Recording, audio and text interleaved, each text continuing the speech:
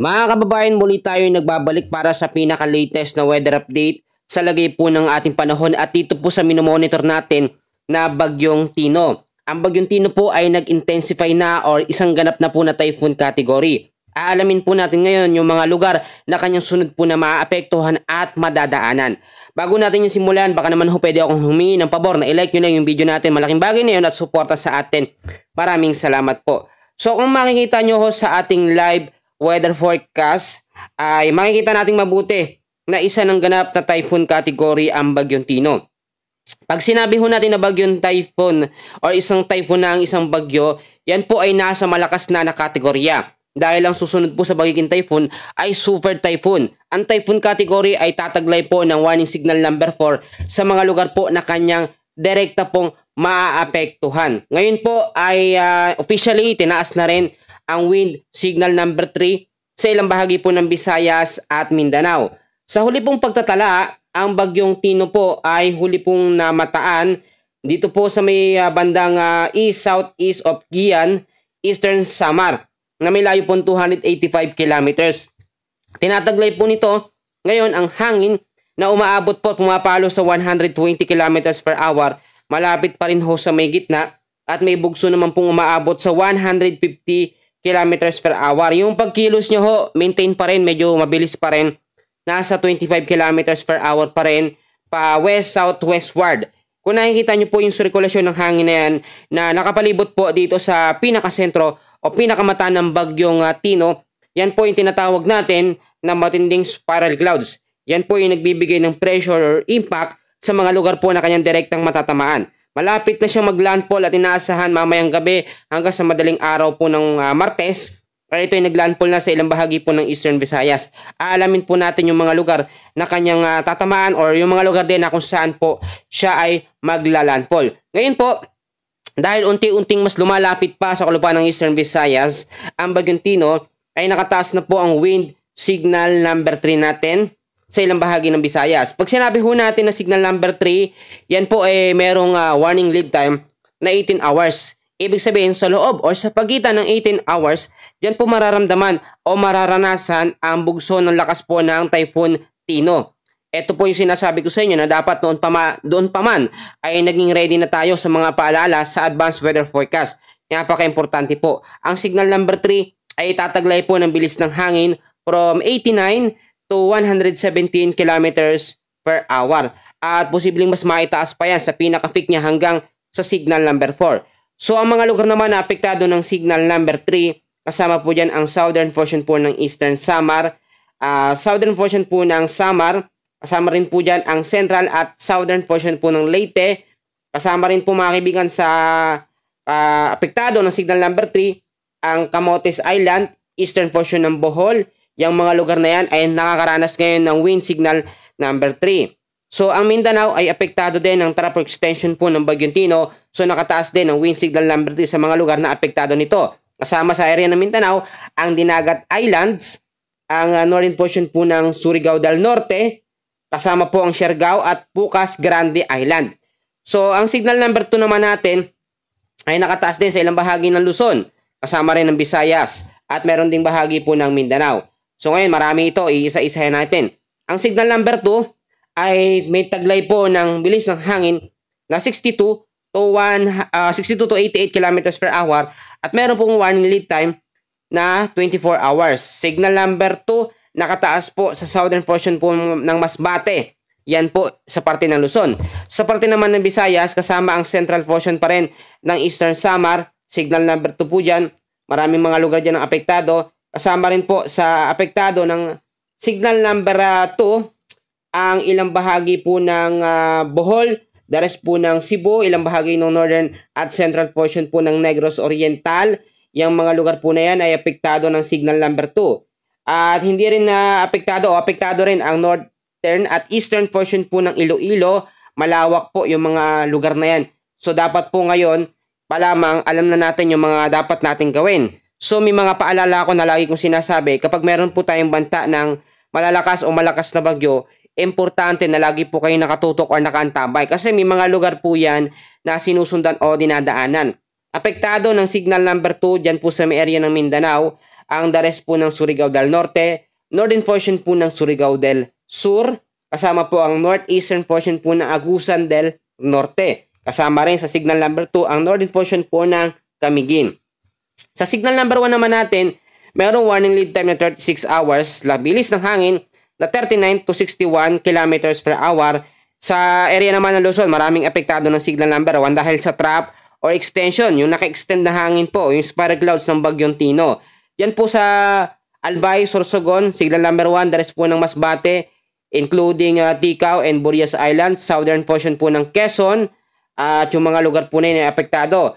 Southern portion din po ng Marinduque, apektado ng signal number 1, Romblon, central at southern portion po ng Oriental Mindoro, signal number 1 din po ang nakataas dyan. Northern portion po ng Palawan, yung mga lugar po na yan ay apektado. Kasama rin ang Calamian Islands, Cuyo Islands at Cagayan, Silio Islands. Yung mga lugar po na yan, patuloy po nakakaranas ng wind signal number 1 na mayroong bilis ng hangin na 39 to 61 kilometers per hour. So dito naman tayo ngayon sa mga lugar po na sunod na madadaanan po ng Bagyong Tino. Kung titignan nyo mga kaibigan ko, mga kababayan, ang Bagyong Tino ho ay kahit nasa 25 kilometers per hour yung bilis ng kanyang hangin, nag-i-stay po siya sa isang lugar. Ang nakikita natin dito sa senaryo, parang mas nagpapalakas siya sa katubigan bago ho direktang mag-landfall. Kasi nilinaw ko na sa inyo na kapag ang isang malakas na bagyo ay tumama po sa kalupaan ng ating bansa, kahit anong parte, nababawasan po yung impact niya, yung hangin. So yung pag-ikot ng hangin nito ay nababawasan. Lalo na kapag yung mga lugar po mapupuno, tapos maraming mga structures, no? Yung medyo matitibay yung mga bahay, nababawasan yung impact. Pero alam naman natin, ang Eastern Visayas ay tinamaan din ng mga malalakas na lindol, tapos may mga nakaraan ding malalakas na bagyo, so hindi pa masyadong nakaka-recover yung mga lugar dyan, na hindi pa masyadong nakakapag-ayos ng mga bahay. So delikado po, mag-ingat po tayo. Kung kinakailangan, mag-evacuate tayo sa mga safe po na lugar. So ngayon po, sa ating track and intensity forecast sa Typhoon na Tino, yung mga lugar po na kanyang susunod na dadaanan. Mamayang gabi ng alas 8 po, ang Bagyong Tino ay nasa coastal water na po ng Siargao Islands. At mas lalakas pa ito sa 150 kilometers per hour. Isa pa rin ganap na typhoon category. Pagdating naman po bukas ng alas 8 ng umaga, ang Bagyong Tino naman po ay nasa coastal water ng Asturias, Cebu. So maintain pa rin sa pagiging 150 kilometers per hour na lakas ng hangin. Alas 8 naman po ng gabi bukas, nasa coastal water na po siya ng Cuyo Islands. Yan yung mga lugar na kanyang direktang tatamaan, yung mga landfall scenario, yung mga landfall areas, no, para po malinaw sa atin. So pagdating naman po ng Miyerkules po, ng alas 8 ng umaga, nasa coastal water naman siya ng El Nido, Palawan. So yung mga lugar po sa El Nido, Palawan, area ng Palawan, mag-ingat po tayo sa banta po ng Bagyong Tino dahil nasa typhoon category ito. So pagdating din po ng Miyerkules ng alas 8 ng gabi, 340 kilometers west of Coron, Palawan naman ang kanyang magiging lokasyon. So lalabas siya ng ating Philippine Area of Responsibility, ganun din sa ating Philippine Landmass, ay pagdating pa po ng alas 8 ng umaga ng Huwebes or madaling araw po ng Miyerkules, no? Ganyan po mga senaryo ang nakikita natin dyan. Pagdating po ng alas 8 ng umaga ng Huwebes ho, 645 kilometers west of Coron, Palawan, lalabas na po ito ng ating Philippine Area of Responsibility. Paulit-ulit ko po pinapaalala na hindi natin nakikita na magiging isang super typhoon category ang Bagyong Tino. So paano ko nasabi? Tignan nyo mabuti sa ating pinaka-live weather system. Diyan sa format na ating nakikita. Yan po yung pinaka-direction niya. Kung nakikita nyo yung tawag natin na yan, yung naka-highlights po na yan, yan po yung tinatawag na area of probability ng isang bagyo. Pag sinabi ho nating area of probability ng isang bagyo, yan po yung mga lugar na kanyang dadaanan. Nagbabago pa naman yan, pero sa sitwasyon ngayon ng Bagyong Tino, hindi na ito magre-recurve. Malabo na itong magbago pa ng direksyon. Naka-stay siya sa ganyang sitwasyon. Dahil nga po malakas yung sirkulasyon ng hangin na meron ngayon or nakapalibot dito sa pinakasentro o mata ng Bagyong Tino. Dahil po sa banta ng Bagyo Typhoon Tino, meron po tayo mamayang hapon, ngayong araw din po, no, hanggang bukas po ng hapon, na 200 mm sa dami ng pag-uulan dyan po sa Eastern Samar, Southern Leyte, Dinagat Islands. Yan kasi yung mga lugar na direktang matatamaan o yung landfall areas. So meron din tayong 100 to 200 mm sa dami ng ulan sa Surigao del Norte, Northern Samar, Sorsogon, Biliran, Samar, Cebu, Bohol, Camiguin, at Agusan del Norte. Bahagya naman pong hihina, from 50 to 100 mm sa dami ng pag-uulan ang aasahan po sa Misamis Oriental, Surigao del Sur, Negros Occidental, Siquijor, Negros Oriental, Iloilo, Capiz, Aklan, Antique, Catanduanes, Romblon, Albay, Masbate, Romblon, Palawan, Marinduque, Oriental, Mindoro, Maguindanao del Norte, at Maguindanao del Sur, Sultan Kudarat, Misamis Occidental, Zamboanga del Norte, Lanao del Norte, Agusan del Sur, Bukidnon, kasama po ang Sarangani, Lanao del Sur, at Guimaras. So, pagdating naman po ng bukas ho ng hapon hanggang sa Wednesday din ng hapon, meron din tayong ina-expect na 200 mm sa dami ng pag-ulan. Marami ho ito dyan sa may Negros Occidental, Aklan, Guimaras, Iloilo, Capiz, Antique, at sa may Cebu. 100 to 200 mm sa dami din ng pag-uulan ang aasahan po natin sa may Eastern Samar, Southern Leyte, Samar, Biliran, Bohol, Dinagat Islands, Surigao del Norte, Romblon, Siquijor, Oriental Mindoro, Masbate, Negros Oriental, at sa may Palawan. 50 to 100 mm sa dami ng pag-uulan din ang aasahan natin dyan po sa may Catanduanes, Albay, Sorsogon, Northern Samar, Occidental Mindoro, Marinduque, Misamis Oriental, Camiguin, Batangas, Agusan del Norte, Lanao del Norte, Misamis Occidental, Zamboanga del Norte. So yung mga lugar na binanggit ko, karamihan dyan nakataas ang warning signal number 3, 2 at 1. So by Wednesday ng hapon hanggang sa Thursday ng hapon, meron tayong 50 to 100 mm sa dami ng pag-ulan sa area ho ng Palawan. So dahil po yan sa Typhoon Tino. Meron din tayong weather system na nakaka-apekto ngayon, nagpapaulan sa ilang bahagi ng ating bansa. Dahil po sa shear line, ngayong hapon po hanggang sa bukas ng hapon, meron tayong moderate to heavy rains na meron 50 to 100 mm sa dami ng pag-uulan po na aasahan dyan po sa Isabela, Aurora, Quezon, Camarines Norte, at Camarines Sur. Meron din tayong inaasahan po mga kaibigan na dami ng pag-uulan na 50 to 100 mm dyan po sa Aurora at sa may Quezon. 50 to 100 mm din na dami ng pag-uulan sa may Isabela, Aurora, Quezon, Camarines Norte, at Camarines Sur. Lagi ko po pinapaalala, tulad po nito, meron po tayong malakas na bagyo na minomonitor at ito po ay ang bagyong Tino. Alam nyo, kaya natin to na monitor na ganitong malakas na bagyo or kung bakit siya bigla nagkaroon ng intensification dahil po nasa katubigan pa siya, no? Dito po sa may bandang Eastern Samar sa Philippine Sea. So ito ihina naman ng bahagya kung sakasakaling magkaroon siya ng malakas na impact dito po sa Eastern Visayas. Pero kung nakikita nyo, mamimaintain siya sa pagiging typhoon category, yan dahil po hindi pa siya naglalandfall. Pag naglandfall na yan sa kalupaan po ng Eastern Visayas natin, magbabago na yung kanyang area of probability. Sinasabi ko na sa inyo noon pa man na every 6 hours, araw-araw nagbabago po ang kilos at galaw po ng bagyong Tino. May nagtanong sa akin, doon po sa advanced weather forecast na ginamit natin o sa system na ginamit natin, meron doon kasunod na bagyo ang bagyong Tino. Actually, merong siyang kasunod na kumpol ng kaulapan or cloud cluster. Ito po, ang nangyari kasi dito, hindi talaga siya nakasabay sa kilos po ng bagyong Tino. Masyado na siyang malayo. Pero nung mga nakarang update natin, halos dikit lang siya dito sa bagyong Tino. At sa senaryo natin na yon, nakita nga po natin na magkakaroon siya ng Fujiwara effect o yung kombinasyon ng dalawang bagyo. Hindi po nangyari. So masyadong malayo itong isa para sabihin natin na magiging kasunod na bagyo ng Typhoon Tino. Hindi pa nga po nakakalabas ang bagyong Tino, wag na muna nating isipin yung susunod na bagyo, no? Unang-una lagi ko sinasabi, kapag meron tayong malakas na bagyo, mga paalala ko, sobrang importante. Unang-una, dapat po lagi kayong mag-antabay sa pinaka-latest na weather update. Sa Pag-asa or dito man sa ating YouTube channel, napaka-importante ho na yung mga lugar po na madadaanan niya ay mapaghandaan ng mga lugar kung saan doon po yung nakatira yung ating mga kababayan. May mga nagtanong, ang bahagi daw ba ng Metro Manila o Luzon ay hindi masyadong maapektuhan ng bagyong Tino. Ayon po sa advance forecast natin at kung makikita nyo sa ating live weather radar, yung trap or extension lamang po ng bagyong Tino o yung extension ng kanyang hangin ang makakaapekto dyan po sa North Luzon, sa may Central Luzon, dyan sa ilang bahagi ng Metro Manila. Kasi sinasabayan po yan ng Northeast Monsoon. Ito po, no, nakikita nyo yung tuyot at malamig na hangin na nanggagaling po sa may Siberia. So hindi masyadong direktang epekto o apektado ang lugar po ng Luzon. Most of the time, talaga, madalas ang direksyon ng bagyo ay pa-North Luzon, papunta ng Batanes, Babuyan Islands.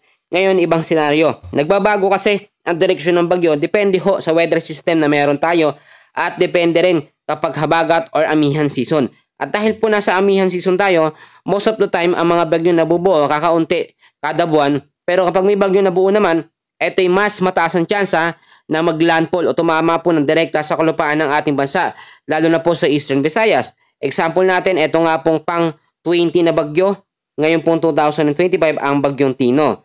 Marami tayong mga kababayan ngayon, inabisuhan na ng LGU ng pamahalaan na maging ready, maging handa, lalo na po yung mga nakatira malapit po sa mga baybayin, malapit sa mga ilog, dyan po sa area ng Visayas at Mindanao.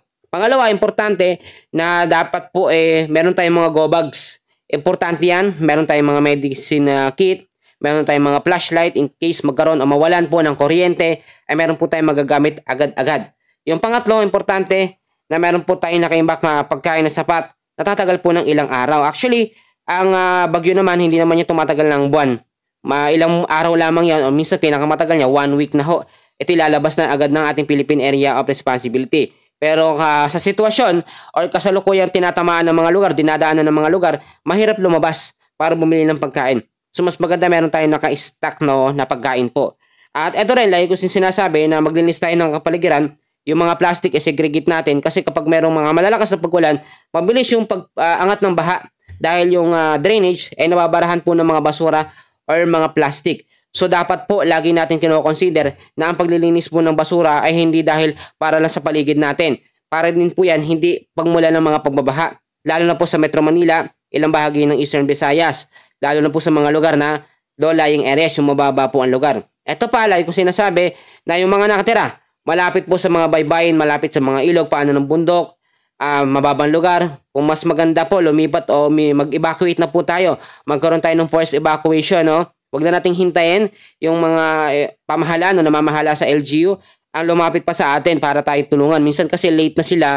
Kumbaga, parang nandyan na yung pinsala, andyan na ang baha, saka pa lang sila re-rescue. Hanggat wala pa naman, ay gawa na natin ng paraan para po tayo ay makakilos at makalipat tayo sa mga safe po na lugar. Ngayon din, dahil ko sinasabi na napaka-importante ng panalangin natin sa ganitong sitwasyon. Ang bagyong Tino ay walang magagawa kung sabay-sabay po tayong mananalangin sa ating Panginoon dahil very powerful po ng prayer. Alam nyo, wala talagang ibang sasandalan ng mga kababayan natin. Lahat po tayo sa ganitong sitwasyon, kundi magtiwala po sa plano ng Diyos. Alam nyo, yung mga ganitong bagay ay inaalam ng Diyos para tayo ay lumapit sa Kanya at maalala po natin siya. Minsan kasi, ang Diyos natin, inaalala lang natin kapag meron tayong mga blessings or mga pagpapalan na natatanggap. Pero sa oras po ng mga dilubyo, mga sakuna, mga problema, iba ang tinatawag natin, iba po ang ating mga nilalapitan. Well, iba-iba naman tayo ng paniniwala pero iisa lamang ang ating Diyos. Dapat po tayo magkaisa sa panalangin para hindi magkaroon ng matindi at malakas na epekto ito pong bagyong Tino. Ngayon, kung makikita nyo sa ating pinaka-live weather system o radar ay mas lalo pa po siyang lumalakas. Habang ginagawa ko tong update na to, tuloy-tuloy naman ang pag-intensify or paglakas po ng bagyong Tino at tuloy-tuloy din yung kanyang paglapit. Kung nakikita nyo, itong yung umiikot na yan po yung pinakamata or pinakasentro ng bagyong Tino. Matindi ho ang impact niyan lalo na sa mga direktang lugar na kanyang maladaanan o matatamaan. Kaya mapalad po ang ilang bahagi ng ating bansa na hindi direktang naapektuhan ng bagyong Tino dyan sa Luzon. Alam nyo, Luzon laging tinatamaan ng bagyo pero ngayon trap or extension po ng bagyong Tino ang nakakaapekto pero hindi direktang tinatamaan ng bagyong Tino ang bahagi po ng Luzon lalo na po sa Metro Manila.